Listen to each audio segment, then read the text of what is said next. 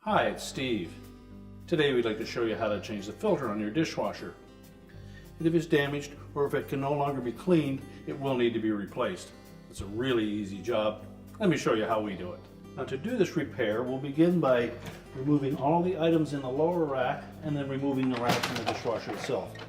So simply slide it out and set it aside. Now, with the lower rack out of the way, you can then just reach in, grasp that filter at the top, turn it counterclockwise, go an eighth of a turn,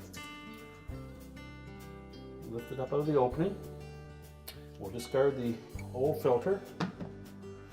Just check down in that sump area, make sure that there's nothing foreign in there that needs to be removed.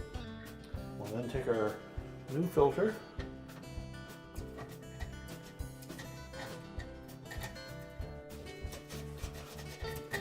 make sure it seats down firmly. Turn it clockwise to lock it.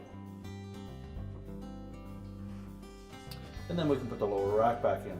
Simply place the lower rack in position, slide it back into the dishwasher, and our repair is complete.